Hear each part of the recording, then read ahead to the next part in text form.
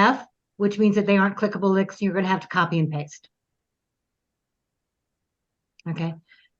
So the reason that I mentioned the idea of connecting, I'm going to deviate from our current topic for a moment, is that LinkedIn has severely restricted the number of connection request messages you can send if you have a free account. Okay. I don't know how many of you have free accounts, but I do. Okay. LinkedIn's, I'm sorry. I was just going to update you. I'm still trying to figure out if they're rolling it out or not, because I actually started tracking this since we talked about it last Friday. And today after Mindy's meeting, I just sent a lot of requests, and I haven't yet gotten the flag that I got 4 weeks ago that said you only have 4 messages left. I was on the 10. So some people may have it, some people may not. I'm wondering if the signal is getting to them that they maybe should take it away again. So I'll keep you posted, Linda. Yes, and please. Everybody else here, but I haven't seen it. So I would ask you if you have today, if any of you have seen a note saying how many you're restricted to, it would just help Linda and me help the other all-stars in Brenda's group that we work with keep up on where we are on this. Thanks for letting me also hijack your intro. No, please do, because I was going to say, I haven't seen it on mine yet either. Where you're going to see it, if you have that restriction, if it's been rolled out to you yet, is when you send a connection request, it will say you have X number of connection requests left for the month. And it is a calendar month, not a rolling 30 days. Probably not. Okay. And I'm sorry, if you're not talking, would you please mute yourself? Otherwise, we get a lot of echo in the room. Oh, yeah. Well, you can work. Yeah. Okay. So I'm having trouble muting Eric. Please mute yourself.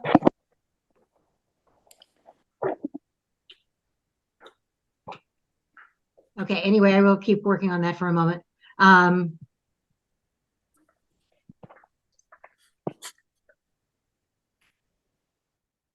Okay, you're all muted right now. When you're ready to talk, you can unmute yourself. But otherwise, that just makes it a lot easier for us as we go along. What I started to say is that LinkedIn appears to be rolling it out soon. Not everybody has it yet.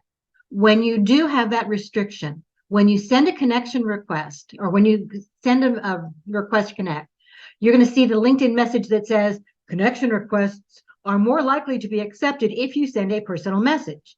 When you click on sending a personal message, if that restriction is in place for you now, it will tell you how many additional connection requests you have for the month.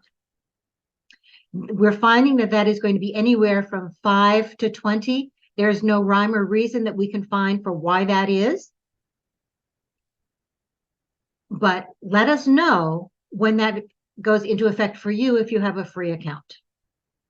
So here are a couple of ways to get around that. And this is one, is that if we are in the same group together, you can message anybody in the group and say, I'd like to send you a connection request. Are you open to that? They come back and say yes. At which point you send them a connection request with no message and it will be accepted. That avoids that restriction. From here, because we're all in this same meeting together, if you are clicking on people's links, okay, their LinkedIn URLs, you're putting it in the chat because you want people to connect with you. So you can send them a connection request this morning without that message and people will accept it. Okay. And if you're yes, you will accept it. This is a shake your head. Yes. Okay. It's an easy way for us, at least for today, for this group to get around that. Okay. It is something that we're still fighting. We know LinkedIn is doing it as a way of trying to increase their revenue. But a LinkedIn basic account, basic paid account, is $39 and change a month. So, yes, Cheryl. So am I hearing you correct that if we send a connection request without a message, it doesn't count as far as our 5 or 20? At this point, yes. Very strange. Okay, thank you. Okay, now LinkedIn keeps changing things, Cheryl. I wish I could tell you that that will stay. I can't. But for right now, if you're sending a connection request without a message, it does not count against you in terms of the numbers you can send. We are hearing some rumors that LinkedIn is going to be limiting the number of requests you can send in a day. And I've heard some people say that that's affecting them. Right now, I think the limit is 20.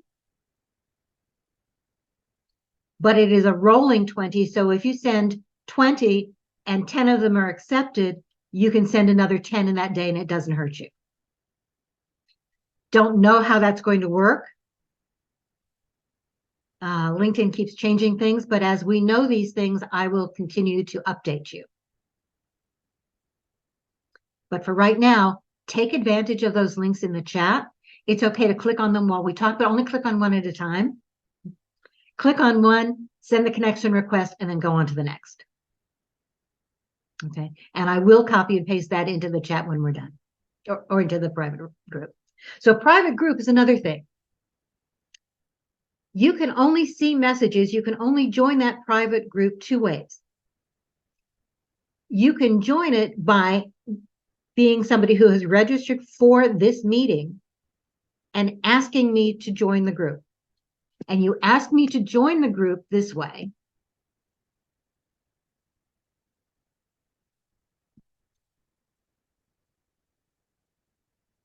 Okay. If you ask to join the group and I see that you've registered, you're automatically in. I cannot invite you into the group myself unless you and I are first level connections. So if you haven't requested access to the group and we aren't connected, I cannot invite you to see what's in that group. What I like about the group and what we're starting to see more of is it's a place again for you to introduce yourself, to share your ideas, your goals, your job opportunities that you may see for someone else. In fact, someone sent me one yesterday that I need to add into the group because they thought it would be a good one for someone else. It's a way of asking for help, getting advice, sharing ideas, as well as sharing the information that we have from these meetings and other things. If you have a question we haven't covered here, put it into the group and we'll ask it there. We may turn it into something else in addition, but at least it will get answered there. Last week, one of the questions was, what's the cost of a basic membership? And I didn't know, but I added that into the group so that people could see it right away. So there are some advantages to that. What's nice about a private group is that it is restricted in terms of who can see the content. It will not show up on your profile. It does not show up in your activity if I am looking broadly. Okay, so you can say things there that are really private and designed just for other people in the group. Okay, great. Now I asked you about homework. Last week when we were talking about one of the tips you could do was you could send people a voice message. I actually sent it to some of you that, Sue, I did not include you, sorry about that.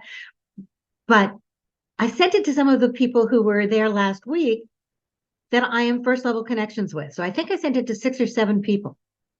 Anybody get it? Okay. Al, was it easy to retrieve? Yes, yeah, very easy. Okay. So forgot that I should have done it. Sending a voice message as part of LinkedIn actually is a great way to make yourself stand out. And I know we're doing something different right now than talking about resumes, but I thought it was important to remind you. And we will remind you again next week when we're talking about year-end to-dos. But if you haven't tried it yet, give it a try. You can only do it to somebody who is a first level connection. Okay, but very easy opportunity. Okay, now topic for the week. Let's talk resumes. I'm sure y'all have lots of questions, but I want to talk just a little bit before we get to those. Resumes are, like them or not, they're important. And like them or not, you really truly do need to customize them, tailor them each and every single time. Recruiters get so many resumes. If you're looking at LinkedIn jobs, you'll notice that when you look on one of those jobs, they can have hundreds of people who have applied.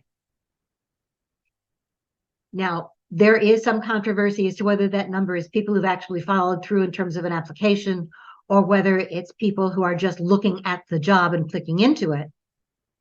But either way, those numbers are a reflection of how interested people are in those positions. What I know as a past recruiter, and what recruiters are continually telling us, and even more so now, is that they are inundated with resumes. But the majority of those resumes are people who are spraying and praying. What that means is that they're sending out the same resume to every job.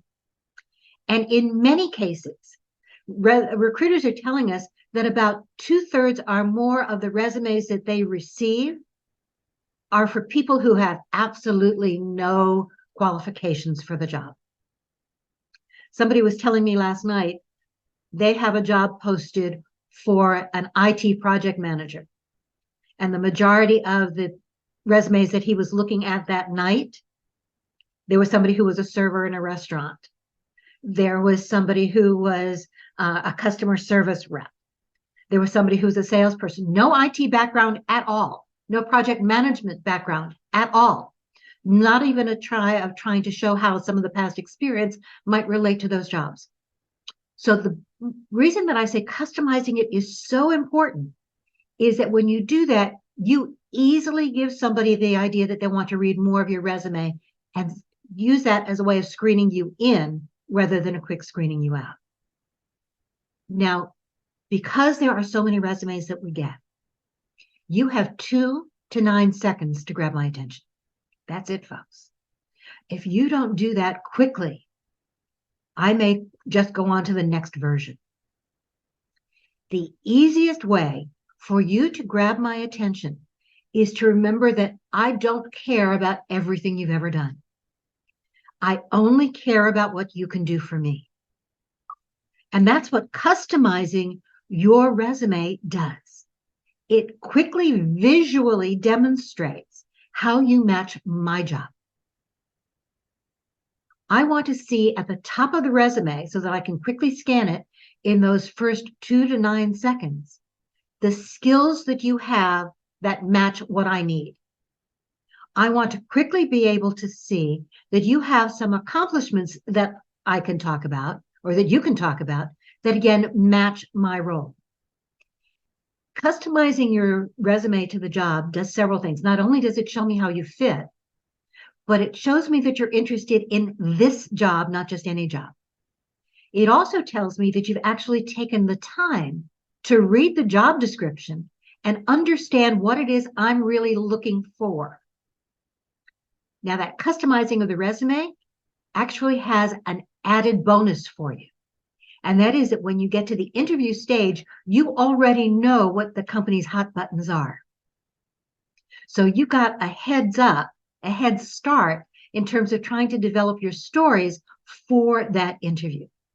So truly take your time, customize it each and every time. I'm going to do 2 more quick things, and then I'm going to turn it over to you all for questions. How many of you have a formatted resume?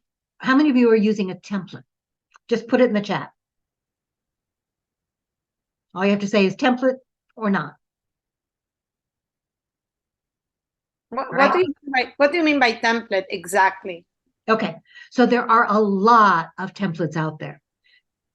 I've seen people try and do a resume on Canva. Microsoft Word actually has a number of templates out there. You can Google a variety of templates. A lot of resume writers will use templates. A template is something that is text box based for the most part.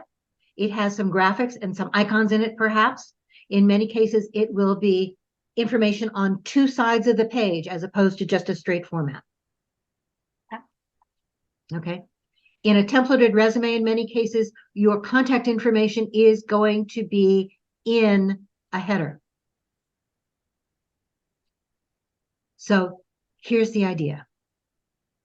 Plain, dull, boring, old-fashioned Word document works best. No headers. No icons. No columns. No text boxes. No tables, no graphics. I know you're trying to make yourself stand out. Oh, by the way, and no color. I know you're trying to make yourself stand out. But unless you're in graphic design, in which case you may want to also attach something that is more formatted, I want your resume to be easy to read. I want to know where my eye should go. For the most part, I'm reading these resumes on a screen, and sometimes that screen can be pretty small. We're finding that some recruiters are reading resumes even on their phones or their tablets. If you have when you take a look at your resume, send it to yourself as an attachment.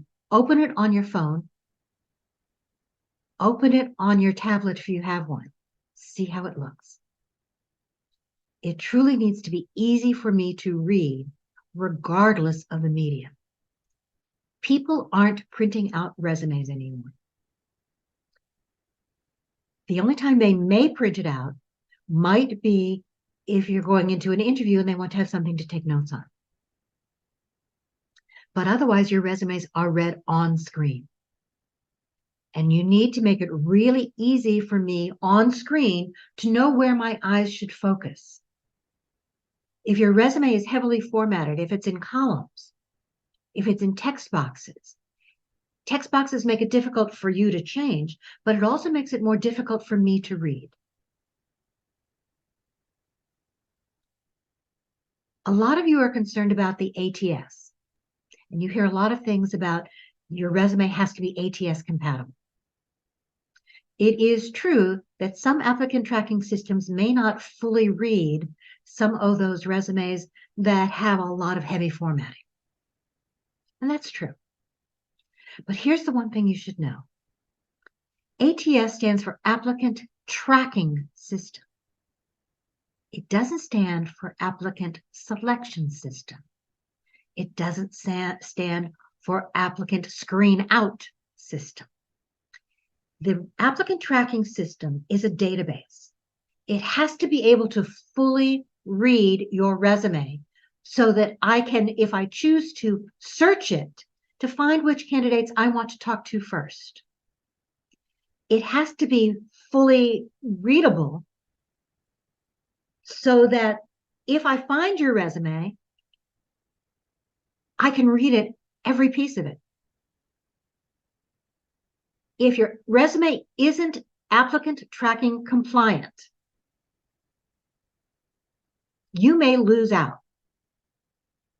on future searches. You may lose out if all of my resumes have been automatically uploaded into the ATS and I'm pulling them out to try and find them first, okay, to see which ones I want to read. I may not be able to find you.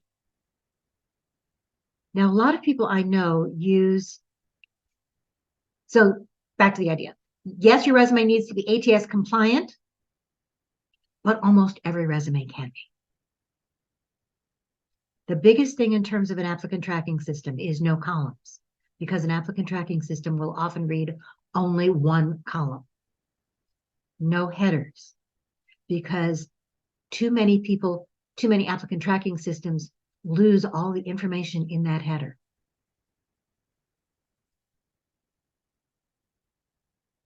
So just be careful about some of that information.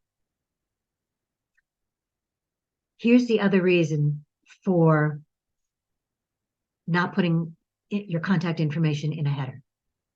If your contact information is on a header, forget the ATS. Me. When I'm viewing your resume, if your contact information is in a header, it isn't clickable. And I want your email address and your LinkedIn URL to not only be on your resume, I want them to be clickable links. You want to make it as easy as possible for the lazy person on my side of the desk or the screen to be able to see what's out there and to quickly contact you. Don't make it hard for us. So yes, keep it at the top of the page, but not in a header.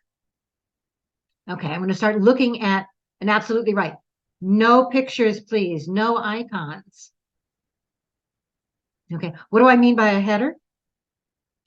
So Lisa, if you're using a Word document or any kind of a template, it gives you the option of putting something in a header. In a header, what it means is that it will put that same information on the top of every page. Okay. A lot of people like it because they think it needs to be there. It honestly doesn't. Just type the information itself right at the top of the page. Make sure that your LinkedIn URL and your email address are clickable links. And we want to be able to have it there. But a header, it absolutely does you no good. Remember, since I'm reading it on screen, it's not like I'm printing out all these resumes, and there's a concern that I may lose your second page if you have it, and that's why people used to do headers. I'm reading it on screen, it's all there. If I'm printing out your resume, I'm printing out your resume. I'm not printing out 100 at a time. So it's easy to hold it together. Okay. All right, so let's start answering your questions. I'm going to start looking in the chat, but while I'm doing that, go ahead, and if somebody has a question, go ahead and raise your hand so that I don't miss it.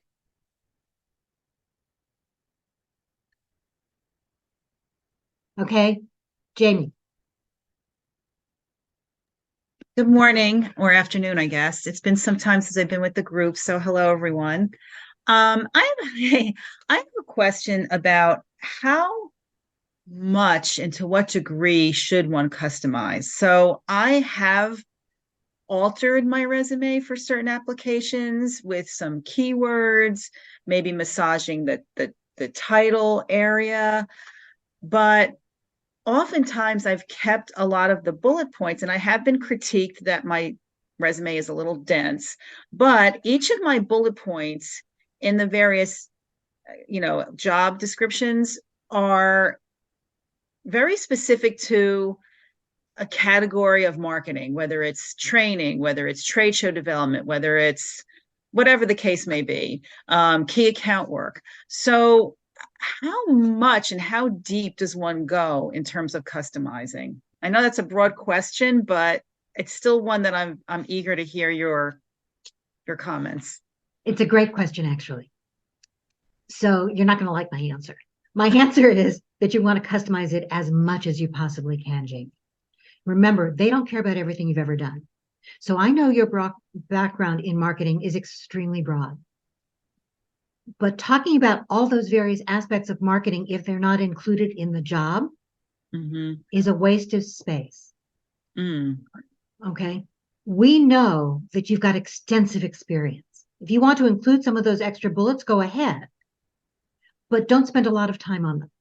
Any bullet that is longer than 2 lines is probably not going to get read. So maybe that'll give it more oxygen if I just delete them. It might. Remember, they don't care about everything you've done. Their only focus is on what you can do for them. Although on many job descriptions, they ask for everything but sliced bread. So, And they do. And in fact, they're all going to say Microsoft Word, right? Ability to think about it from the standpoint of what are the critical things for that job. If you are hiring for this person, what would you be most interested that that person have? Right.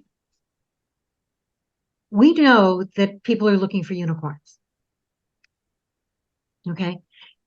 I've worked with too many hiring managers that tell me they're looking for 10 things in terms of the job posting, but then when we talk about the candidates, they're looking for 12. Right. Oh yeah, can they do this too? Okay. But that's where the conversations come in during the interviews, Jamie. Yeah, yeah. Well, I luckily with my resume, I have gotten interviews, not recently because I had to, for personal reasons, kind of suspend my job search a little bit. But so I was getting interviews. I just wasn't getting past the second interview. But I wanted to ask about this because now I'm back cracking at applications and whatnot. So thank you. You're welcome. So at a minimum, in terms of what you should customize, you customize I know this is going to sound strange, customize the file name for the resume that you attach. That's important. It is not just your marketing resume. It is resume for job XY at company Z. I want to know that you're doing this for my job, not just any job. Okay. You must customize. If you're putting a title on your resume itself, it is not just a broad experienced marketing professional or marketing social media professional. Use the title on the resume itself of the job for which you're applying. Next thing that you need to customize, if you are using a professional summary, we are not using objectives anymore, guys. But if you're using a professional summary should be customized to this job. It is not everything you can do throughout your history. It is not a summary of your entire career. It's 2 to 5 lines of who you are in relationship to this job.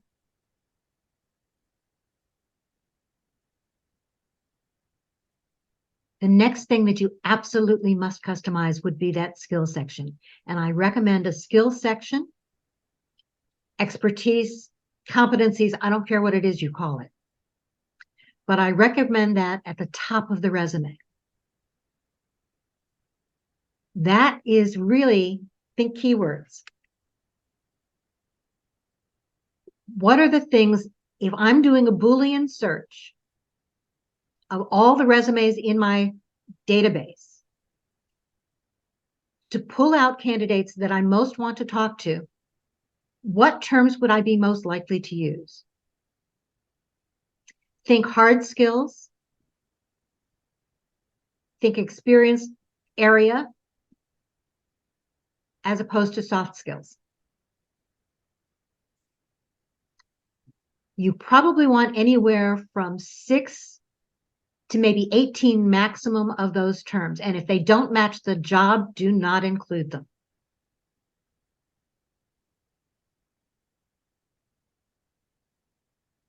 The reason that I like it right up at the top of the page is that it's a visual, quick match between here's what I need, here's what you got. Customized each and every time. The next thing that you absolutely must customize would be an accomplishment section. And I do recommend an accomplishment section at the top of the page.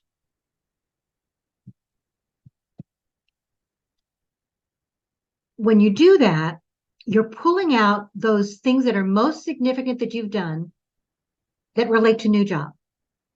You're not tying them to the old job by putting them in a separate section. What you do is you show me how it matches me. If it's listed only under the old job, I only see it under the old job. I'm lazy. If you pull it out and you make it this combination of specific and generic at the same time, specific because you want to be able to give what did you really accomplish, throw those numbers in if you have them, quantify your results, but generic by saying, not tying it to company X or a specific department, unless it happens to be a competitor of the job you're applying to. Not even talking specifically about the industry.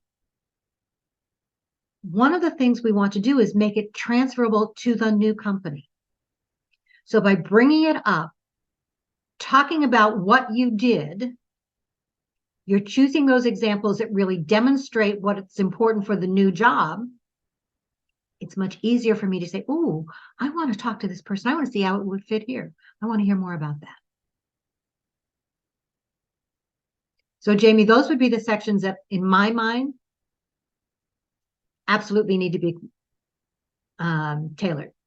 You're right. Tough answer. Sorry about that. Okay. It's fine. It is what it is, and you're absolutely right. So And I'm going to give you one more that if you want to spend the time to, customize the bullets, pulling some in and out, changing the wording a little bit each time under your jobs, you can do that too. But here's one more that we often forget to customize. The bottom of your resume, you have education and related training, right? And many of us have a tendency to list every training class we've taken. Don't do that. Make that heading education and relevant training. If you took a recent CPR class and it has nothing to do with the job for which you're applying, don't add it, right? And I say that as a reminder to myself that I need to update mine. But think about what's important for the new job. So that's that additional customization, Jay. Okay, thank you. Yeah, You're welcome. thank you. Frank. Well, now your answer to Jamie just sparked like 3 other questions, but That's okay. That's what we're here for.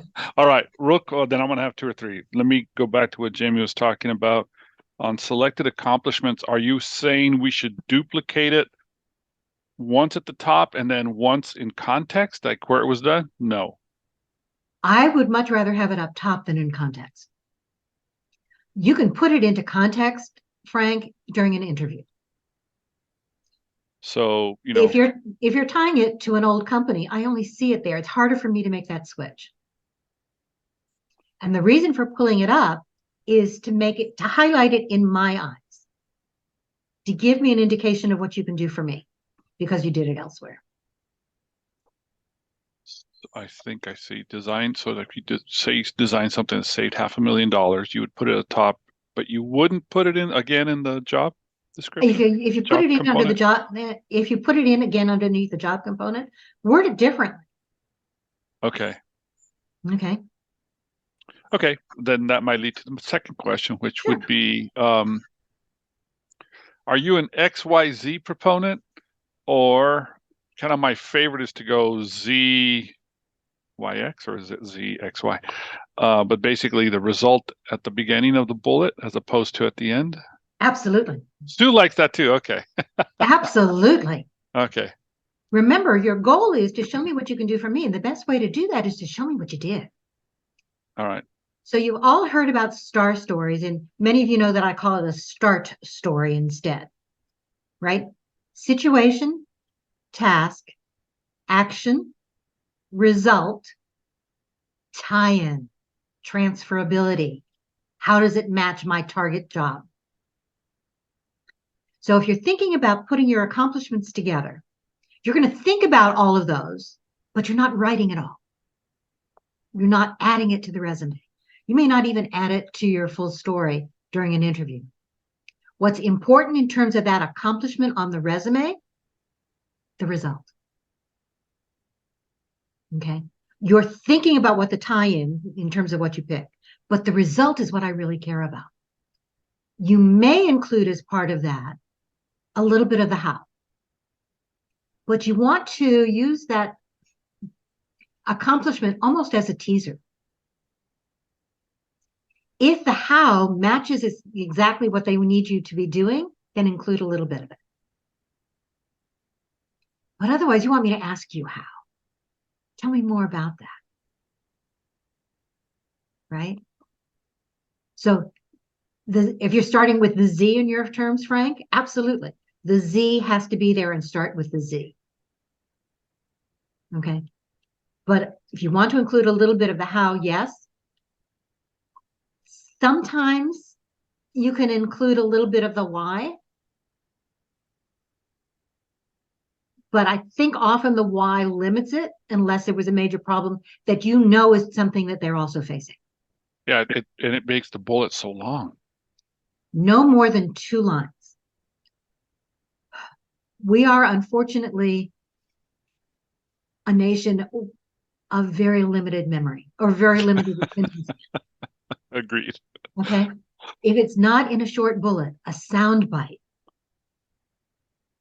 okay, we stop reading.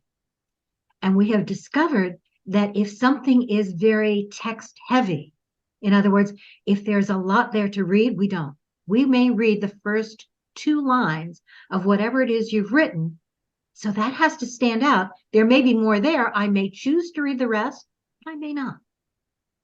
Whether it's your LinkedIn profile, okay, your resume, those bullets, they need to be short. They need to be sweet. They need to be able to really grab my attention. Okay, one more question that Absolutely. is in a line with that, and that is basically, since I've been kind of at a managerial level, a lot of my bullets sound like I did them, right? And it's really my team did them, or I led my team to accomplish these things. And at the same time, we're coached to use kind of action verbs. And so as I write this, I'm looking at it going, well, that was true. That's what happened, but it wasn't like I did it myself. And so how can I use that? And I mean, I've run out of verbs for led. You know, I led, spearheaded, directed. Managed. So yeah. The thesaurus is your best friend sometimes. Yes, I understand. So that was my struggle, is how do I make that?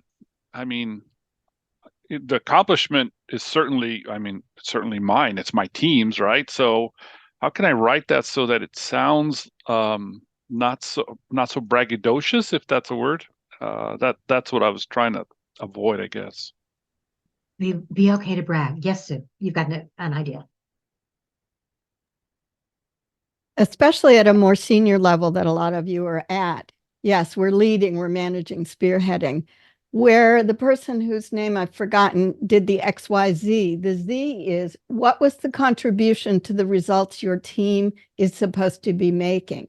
So delivered the strategic plan, communications, outreach campaign on time and within budget, leading a team of X and Y. So there's the what you did, and then that how becomes the leading. So it's hard because I've changed, as Linda knows, my evidence-based formula, even in the last year and a half, much more to show the contributions you make to the next step in the supply chain, the value chain of what you do. So hopefully that helps give you different ways than just finding those are great verbs, lead, spearhead, manage. But if you can start to think about what you've contributed, especially where it's something that's called for in the job posting. Mm-hmm. If they want evidence of something, show how you contributed to an overall mission, to the department or the team. Each level that you're at, we do things in teams, but you have to show your contribution to that. So hopefully that helps. Absolutely. Thank you, Sue. In fact, there are some people now who are suggesting that you separate out skills, accomplishments or achievements, and then add a new section just called contributions. I'm not there yet. I think that makes it too difficult to read for somebody else who's taking a look. However, develop this as part of the team effort to do this makes perfect sense. That's the way that you show that what you did as part of that team. Okay. Leading the team, absolutely. Okay. Managing these individual processes within that, absolutely. Okay. In that accomplishment section, though, remember, you're trying to limit that as well. This isn't, again, everything you've ever done. You're picking out the 2 to 8 most significant things you've done anywhere in your history that match those new jobs. If it's beyond that, throw it in underneath the bullets and under one of the jobs that you're looking for. By the way, as long as we're talking wording, if you have the word responsible for anywhere on your resume or LinkedIn profile, take it out now. Seriously, that word belongs nowhere. Responsible for is what you should have done, what you were asked to do, what the job description says. It has nothing to do, from my perspective reading it, about what you actually did.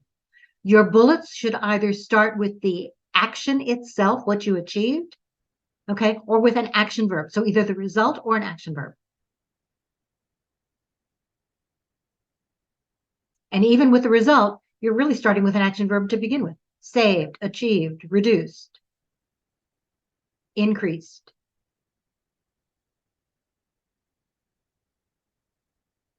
Okay. Does that help? More questions? Frank? Okay. No, those are my three, That's fine. that came up. Yeah, thank you. Right. Sure. So I want to share my screen just for a minute. I'm pulling something out of a presentation I did, but I just wanted to show you one quick slide. Okay. So when I talk about somebody reading your resume, many of us have our skills like this, like the bottom here, where you're just listing them one after the other, whether you've got a vertical line, you've got the dash, whatever it is. Which one is easier to read? The one at the bottom or the one at the top? The one at the top. My eye immediately gets drawn there. If you're putting your skills like this, and remember, think keyword. If they're tabbed across the page, remember, not columns, because not all ATS systems can read anything beyond the first column. But if they're tabbed across the page, you're giving me that quick, here's where my eye goes. I talk sometimes about not just the person on the other side of the screen or the desk, but really the dummy on the side of the desk or the screen. Make it easy for me. Hit me in the face with how you match. If you've pulled these from the posting, it's a very quick visual representation that you not only know what I'm looking for, but you're showing me that you have what I need. It's much easier to read it this way than it is to read it on the bottom with them all rolled together. Your goal is to make it easy for me. Yes, Mary. How does that work with the ATS then looking for the keywords, because they're all spread out across the page? How does that work? It works just fine. Okay. The way an ATS system works is it's basically, as I said, that database. And every single ATS that I've used, and granted, I haven't used them all, but I use my ATS. Every resume that comes in, I'm going to take a scan at. And this scans directly to me, makes me say that this is something I'm really interested in. From an ATS perspective, I can use my ATS as a database and do a Boolean search of the resumes that are there to highlight those that I want to look at first. And every single one that I've used, whatever those keywords are, Mary, it doesn't matter whether it's tabbed across the page, and I've checked it, whether it's like this, whether it's in your cover letter, whether it's in the text, whatever keyword that I've added, that ATS system highlights it almost like a yellow highlighter if I'm looking at it on the screen. Doesn't care where it is. Okay. But remember, the ATS is not a screen out. It's not going to care if you've got 20 skills that I'm looking for. Okay. The idea is to be able to use it as that database and to help me sort it. But every resume that comes through, until I've decided I've seen enough, but every resume that comes through is going to be looked at by a human eye. And the human eyes are the ones that are going to say, yes, I want to read further. Yes, this is somebody I want to talk to, or no, it's not. Tabbing them like this, Mary, makes it really easy for the human eye to say, I want to read further. And when you've only got 2 to 9 seconds, that's an easy grab. Now, the other thing that you should know is that I did it in 3 across specifically. marketers see whether or not I'm right. But from a psychological standpoint,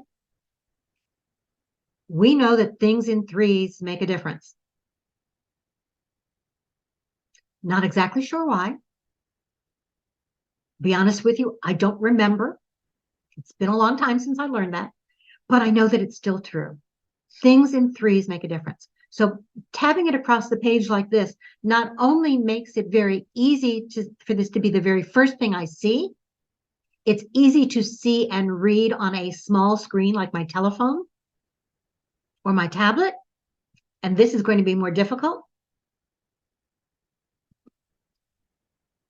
But psychologically, those things in threes really truly make a difference.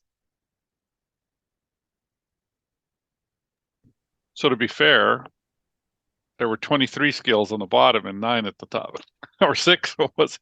I got lazy.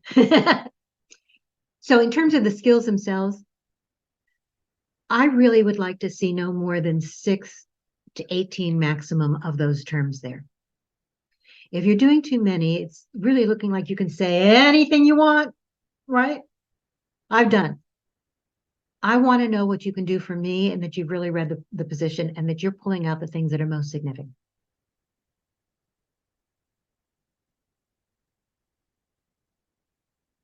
Other questions? Let me look.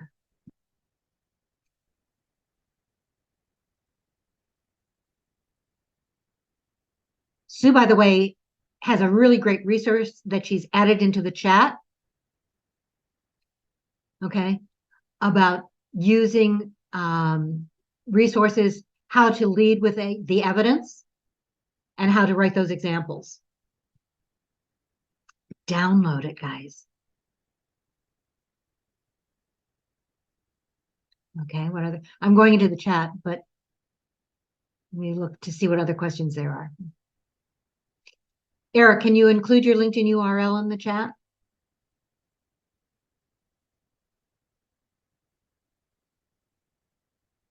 Linda, do you mind if I say a couple words about Please do. scannability?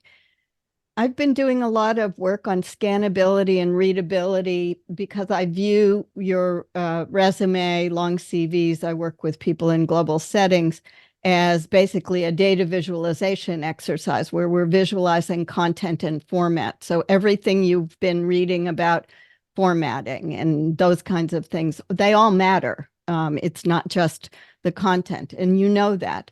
But some of what I saw a question, I couldn't find it, or a comment earlier about hard lines, about lines, underlining. Oh.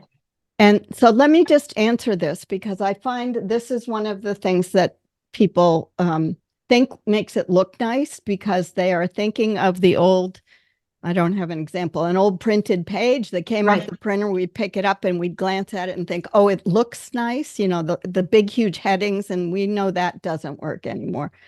But lines have a way of stopping the reader.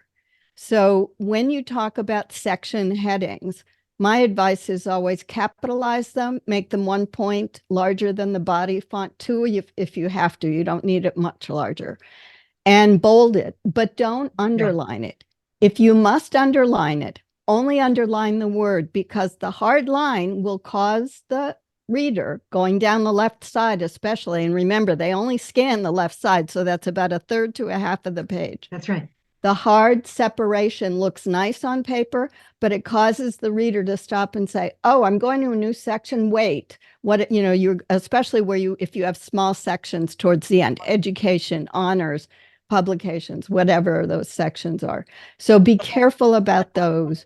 And just generally, bolding in italics and bolded italics, they give you 3 beyond the body font. Those are going to be your friends in making an ATS compliant thing. So again, Absolutely. thank you for letting me hijack this. No, I'm glad you did, because that was where I was going to go next. The idea is do not use those lines. From the ATS standpoint as well, not just the reader on the other side of the screen. Some of those older legacy ATS systems see those lines that go all the way across the page, and it's not just the eye that says, I need to make a break. Some of those older legacy ATS systems see those lines that go all the way across the page and says, I'm done. They stop reading. So no lines that go all the way across the page. Okay. If you really need to include a line, it is just under a word or two and be done. Bolding, absolutely. Italics, absolutely, if you want to use it. But actually, bolding is much better than italics. And increasing the font size to make some of those headings stand out, yes. But that's all that I would do. Speaking about font size, I know that a lot of you have questions about how long your resume should be. We used to say, back when I started this business, okay, long enough to make sure that you've got everything covered. And the answer is, okay. You want a 1 or a 2-page resume. Unless you're in academia, then that can be a little longer.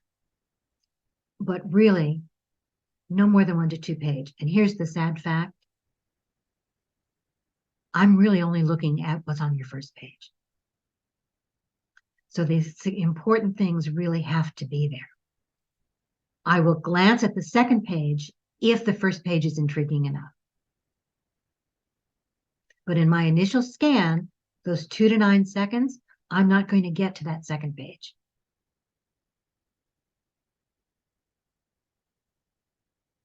Yes, sure. So on my resume, I have things in boxes. So for example, the word experience is in a long box. That's not good either. No, those are those text boxes that we were talking about. I don't think it's a text box. It is. If it's a box, from a computer standpoint, it is called a text box. Okay, Okay. thank you. You're welcome. Just put the word in. Okay. Bold it. Make it a little larger if you want. But please, no added formatting. Needs to be easy for us to read, easy for you to change as you move forward. Okay. And again, a lot of people use those text boxes as a way of providing some added shading or coloring. Don't do that. No color, no shading, please. Make sure that even though you're trying to squeeze it all onto a page or two, that your text size, your font is large enough for me to read.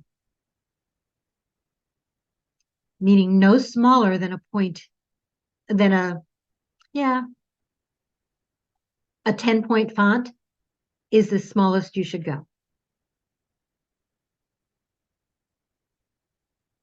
Okay. If you're worrying about squeezing it on, you've got too much on the page. You're trying to say too much.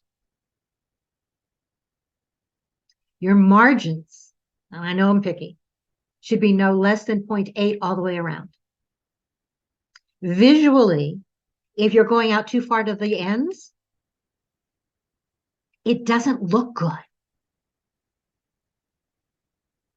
It's harder for me to read. If you've ever put something out there and you've tried to print it and it says, this is outside the print margin, do you still want to continue? That's your sign. Okay. You want to make sure that it is easy for me to read on screen and off screen.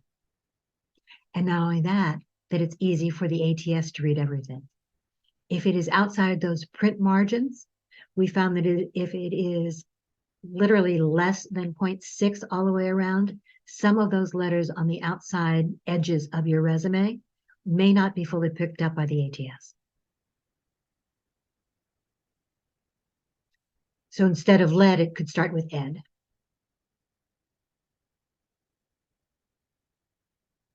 Okay. No tables, no text boxes, no color, no shading, no graphics. No columns. Please, please, please, no columns. Remember what Sue said, that the idea is that our eye goes to the left of the page first. If you've got things in 2 columns, I may look at the left page, but then my eye doesn't know where to go next. And the whole goal of the resume is to give me enough information that I want to talk to you. Make it easy for me. If it's too tough for me to take a look at, I may not. I'm going to go to the next one.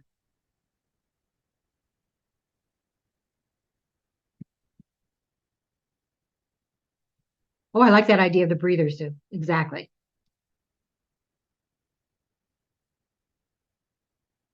Okay. I'm going to look through the chat again to see what other questions you all have. Okay. I am going to try and put this in the chat. The chat will go into the group right away. Other questions? Oh, I want to get to one more, and then, yes, a tab is treated as a space. Okay.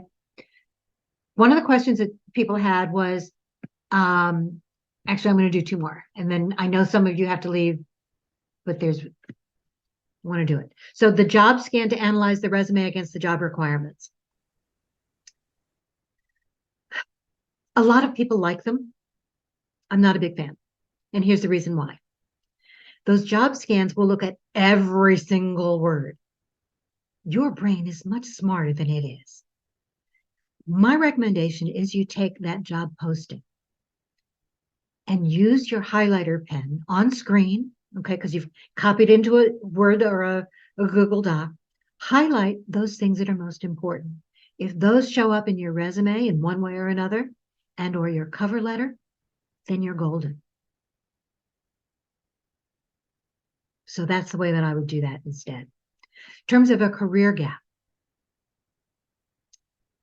So there are several different things that you can do. I'm a fan of, if the gap is relatively, if it's a couple of months, I don't care. Okay.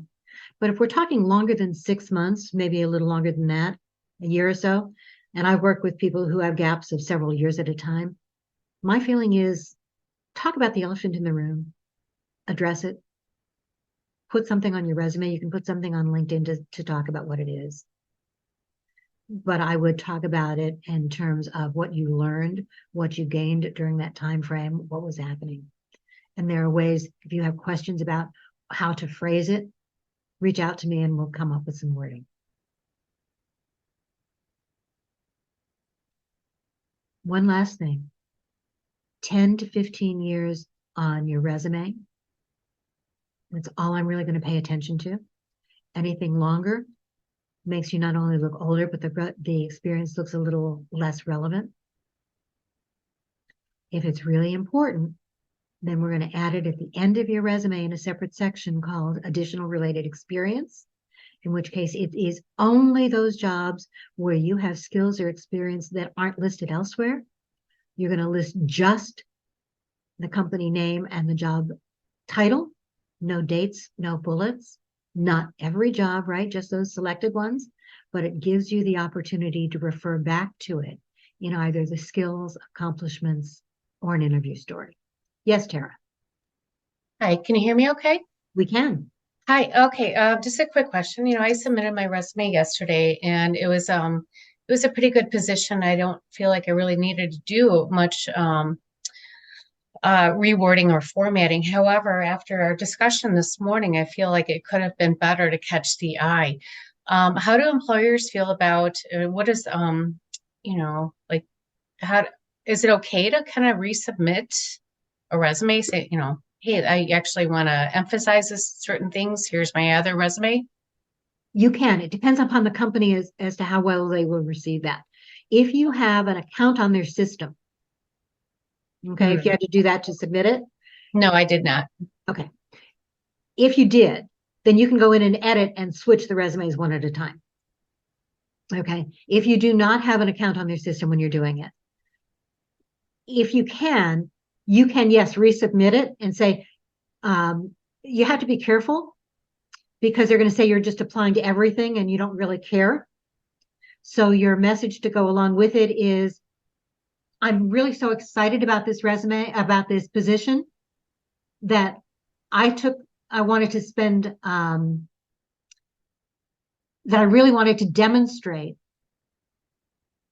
even better than I did yesterday, how I really match the requirements of this job and what I can do for you. But you have to spin it in a very positive way, as opposed to, I goofed. Now, the other thing you can do is that if you get that, if you don't send them that extra resume now, are you working internally or externally? I went through the company website. I do have contacts there, but I did not reach out to any of them. Okay, so if you would work with an outside recruiter, you can always send them the new resume. It's not a big deal. Okay, yeah, it was something I did on my own. No, and I approve of that. I think that's great. It's a great way to do it. But if you want to go back to them and say you want that new resume, you can wait until after you get that initial call and say, by the way, I updated my resume and I wanted to send you my new version because I think it better showcases what I can do for you now that I've been thinking about it. But Okay. spin it. Okay, I have a new version of the resume and I'd like to send that to you so that it gives you additional better way of phrasing, not better showcases, so that it gives you additional information about who I am and what I can do specifically for you. Even Okay. if you're sending them something again, it's so that it gives you additional information. Not that I goofed, but I'm adding. Yeah, because I am finding that when I'm submitting my resume through the website, it's not allowing for multiple attachments. So I was only been able to do my resume, not a cover letter, even though I've already drafted up a cover letter. Okay, so if it doesn't let you do both, Right. for that submission only, your resume becomes your cover letter becomes a page of your resume. Okay. Okay. So it'd be the first page and then all right, make it all one document. Actually, you can decide whether to make it your first or your last page. Mm-hmm. Okay, depending upon what you really want them to see first. Great. Okay, thank you. Absolutely. Okay, we've really gone a little over time. I'm willing to stay another couple of minutes if you all want me to. Otherwise, if there are other questions in the chat that we didn't get there, yes, I think cover letters are important every time. A cover letter says why you're interested. I know, Frank, don't shake your head at me. It's okay. I'll be the first to tell you that not everybody reads them. I will also be the first to tell you that for me and for many recruiters, if I'm on the fence about you, a cover letter makes a difference between whether or not I want to invite you in. Cover letters should not be just a repeat of what's on your resume. Your cover letter is your opportunity to start introducing you. It's kind of the pre-answer to why am I the right person for this job? Why do I want to work here? Okay. What is it about this company, this job, that speaks to me and why I should speak to you? What is one thing about me that goes beyond that cover letter? It's your chance to start telling your story. Okay. It makes you the person. I interview and I hire a person. I don't interview and hire a piece of paper. The resume gets your foot in the door. The rest of it is you. And that cover letter starts to be you.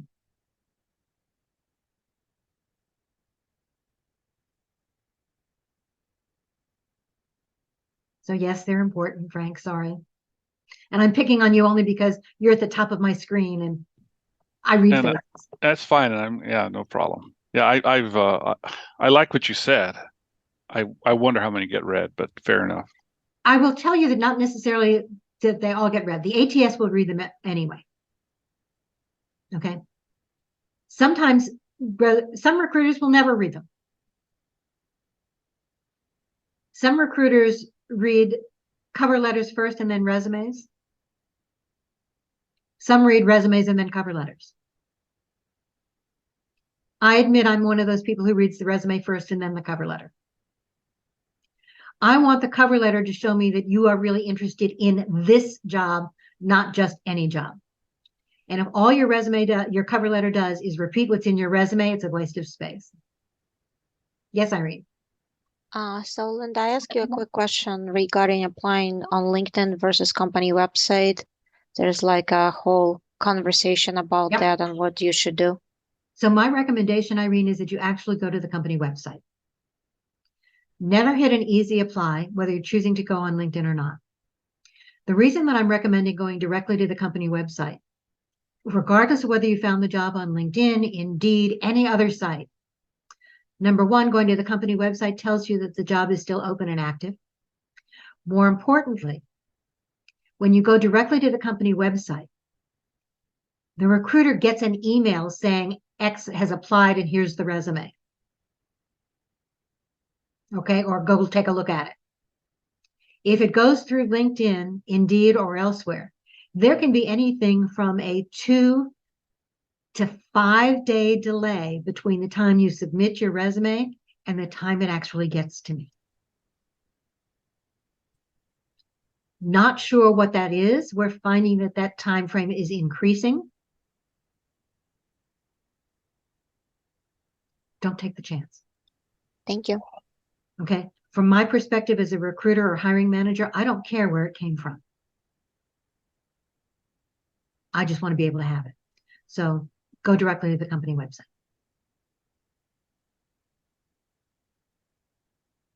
Now, one of the advantages, though, of looking at jobs on LinkedIn is not only finding the jobs that may not be posted elsewhere, but sometimes you're going to be able to get the information on who that hiring person is, or other people that you know might be connected to at the companies. So don't rule that piece out, but just don't apply directly through LinkedIn.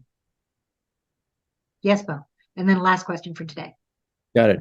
Actually, Al has a question. Any quick tips on looking well on a Zoom interview?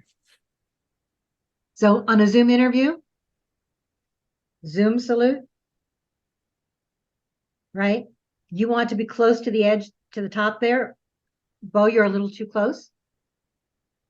There you go. Figure out where you are. I want to see you. Okay. Want to see you as part of it. Eric, you're a little too far away, perhaps. I want to be able to get enough of you so that I can see your expression. You notice that I kept picking on Frank because I could see his expressions. The idea is, nah. All right. Got Good. me. Good job. Good job. Okay. The idea is that you want to be able to think about a Zoom interview as if it were an in-person interview, in terms of the way you present yourself, the way you look. Excuse me. If you're concerned about the background, then use a virtual background or use the blur function, either of which works. Okay. Mine is a virtual background. You have a green screen, Linda? I do not. Okay. You have to check the virtual backgrounds in a variety of different locations. Some of them work better than others. Some of them, as you move, you as an individual go in and out, and you don't want that.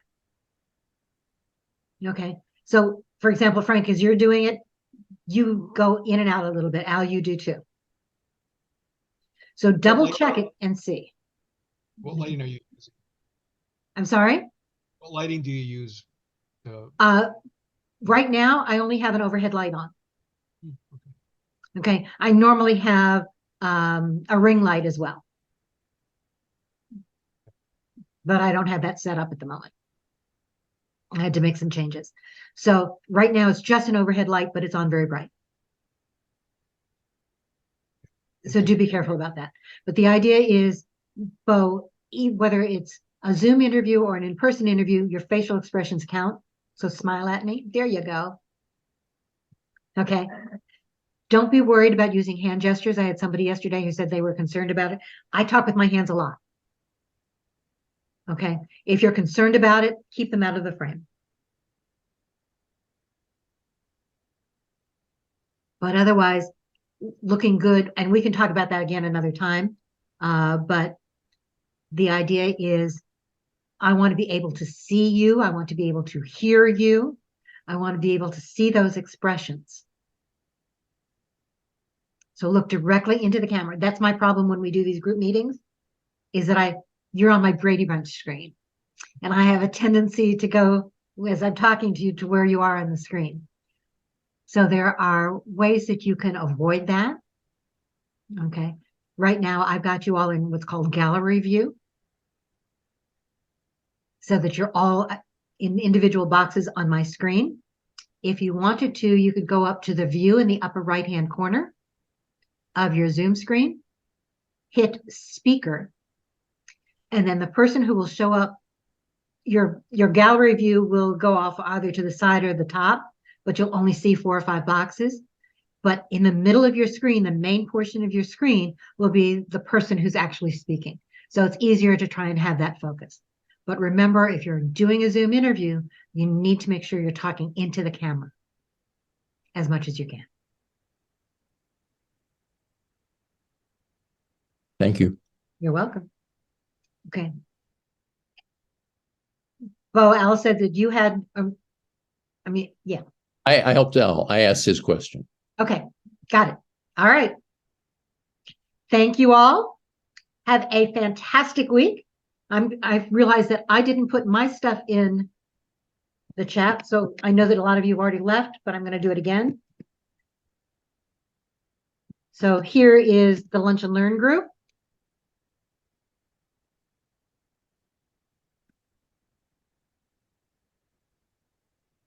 Here's my contact information and how to connect with me. Thank you, Linda. Good job. Have a great afternoon, everyone. Great rest of your week. Thank you. I'm going to keep it open just for a couple of minutes in case anybody wants to download the chat. Okay, but I will put it in the group.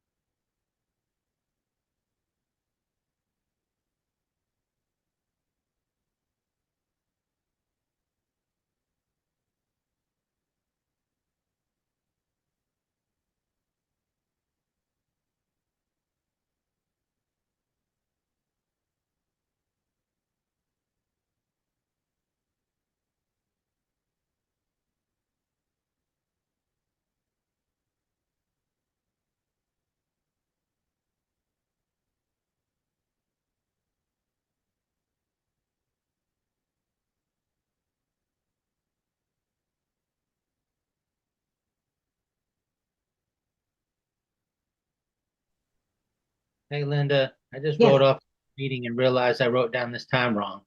So, Sorry about that. Yeah, it's 11 o'clock Central.